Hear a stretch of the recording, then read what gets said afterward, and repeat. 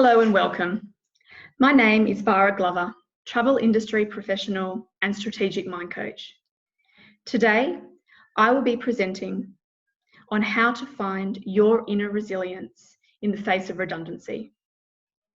Firstly, a heartfelt acknowledgement to those who have been made redundant, who have been asked or tasked with making people redundant, and who know people affected by redundancy. So who am I? My career in travel started in 2004 as a retail travel consultant. I was swiftly moved into management and in 2008 moved to the UK. In the UK, I worked in cruise and for two well-known tour operators.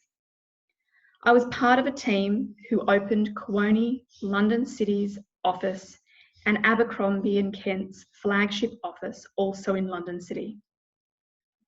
After 5 years in the UK, I moved home, where I was assigned my first head of sales position in educational travel. When two budding entrepreneurs bought the business, one took the MD role and one took my role, effectively making me redundant.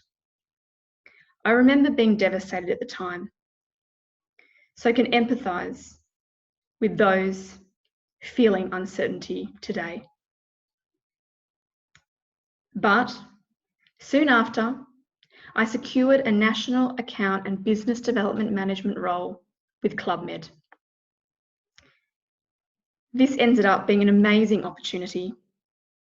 And not only did I love the job, I was successful in my role, but I also made friends of a lifetime. On a personal note, congratulations to my dear friend Jodie, who just gave birth to Ivy Rose. My last permanent position was head of sales at Wendy Wu Tours. Having worked in the industry for 15 years in various sales roles, I would often find myself curious as to why some of us would thrive under pressure and others would crumble.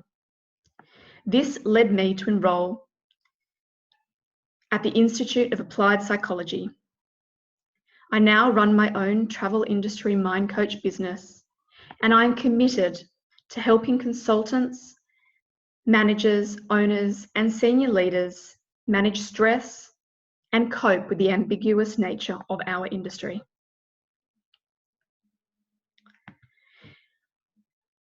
Today, and potentially over the coming weeks and months, I have decided to dedicate myself to an industry that has given me so much. I've put together free presentations to help you strengthen your resilience, recognise future opportunities, and manage any feelings of overwhelm the coronavirus outbreak has brought you. This first presentation will teach you how pathways of thought work, how to become a critical thinker, control a spiraling mind, and recognise the time before, during, and after. I will also offer some strategies that you can implement to complement these learnings. Here's a question for you. Do you control your mind, or does your mind control you? The truth is, you actually control your own mind. And the best and most comforting thing to know is that all patterns of thought are indeed learned. With this in mind, if we find that a pattern of thought we are running is no longer serving us well, we can learn something new. So how do we do this? When we silence our minds, perhaps with meditation or hypnosis, our brainwaves change, allowing new perspectives to get in. The prefrontal cortex, our intelligent mind or logical mind, if you like, which actually isn't that intelligent, stops running all our what if or but scenarios, which trigger overwhelm and stress in the emotional mind. Given our logical minds mostly give us untrue scenarios, it needs to be controlled. We can be very creative when we want to, can we not? When our minds are relaxed, we allow our limbic cortex, our emotional mind, to acknowledge others' perspectives or other ways of thinking, which will often bring calm and control. The interesting thing to note about thought is that our emotion will always override our logic. Our subconscious actually runs our everyday thoughts, feelings, and emotions without realizing it. Example, when our logical mind or intelligent mind creates different scenarios. Scenarios like, what if I can't find a job that pays me the same? What if we have to sell our house or move, but I don't have the experience to work in a different position? Our action in this scenario should be to silence our logical mind, our intelligent mind or prefrontal cortex, which is now causing us stress and overwhelm. We can do this by meditation, music, or hypnosis. When we are relaxed, we activate our emotional mind, our limbic system, to start accepting other perspectives or ways of thinking. For example, there is a possibility that I find another job that might pay less, but I enjoy more. Is there not? There is a possibility that I find a job that actually pays more. Is there not? There is a possibility that I find a job that gives me a better work-life balance.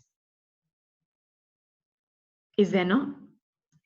Selling our home or moving will give me the opportunity to find something with a smaller garden, maybe less maintenance. Move a bit further away from the in-laws or closer to the in-laws. Add a new chapter in our story. Have a change of scenery. Maybe you've always wanted to learn something new.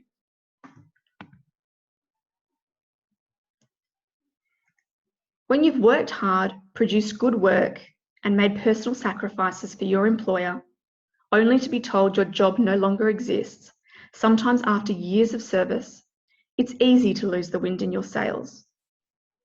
Many rhetorical questions may enter your mind, such as, what am I going to tell my family and friends? What if no one else wants to employ me? These overwhelming thoughts create anxiety and sometimes a feeling of worthlessness. This is when it's important to become a critical thinker or try a mind interruption technique. This helps your mind to stop spiraling. Some tried and tested mind interruption techniques include saying the alphabet backwards, listening to music, upbeat of course, or try reading.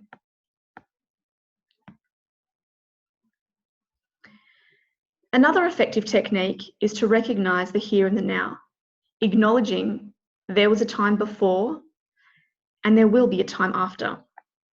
Many find comfort in knowing that this time will pass. The truth is, you're not worthless. Your role being cut was not personal, so why do we let it affect us personally? The job you had is now a part of your past. Just like school, some relationships, experiences, and other jobs.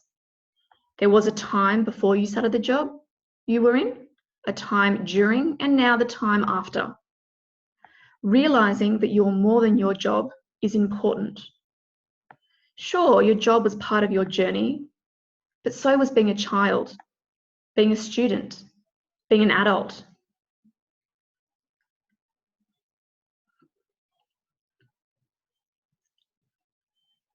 Other jobs, traveling, meeting new people, different hobbies or interests. So with that in mind, now that this job no longer is yours, there could be a huge array of possibilities, could there not? Maybe you've always wanted to move, learn something new, work in a different location, go for that better job, Step back, focus on work-life balance. Cut back your hours, start a hobby, give back to community. Yes, it's true we all need to earn money, but how much is enough? The pressure we put on ourselves only affects us. Our kids, family, friends will love us, whatever the title on our business card reads or how much money we earn. I'm going to share 2 little strategies I learned from Maggie Wilde, an award-winning author, speaker, and mentor. Within 68 seconds, your brain says, yes, I will respond to your emotional instruction.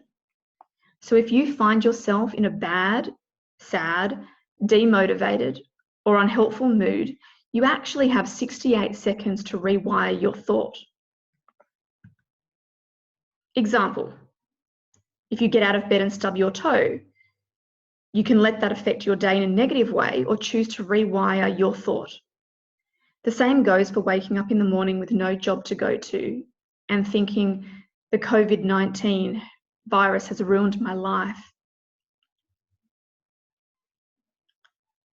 You have 68 seconds to rewire this thought. As I mentioned in the beginning of this presentation, you control your own mind. No one, no event, no external influence controls your mind or your emotional state.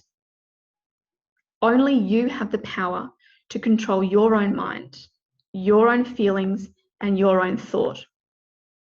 This is incredibly powerful and empowering.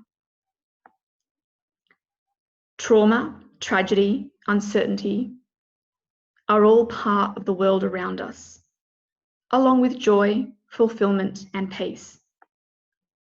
Some things are out of our control, but it is always comforting to know we have control over our reactions, which keeps us calm and level-headed. It's important to recognise at the end of the day, the world will keep spinning. We will get through this, and you do have the resilience to be able to cope. Your resilience is built deep into your DNA, and you discovered this when you were a child learning to walk. Every time you fell, you dusted off your little knees and got back up again.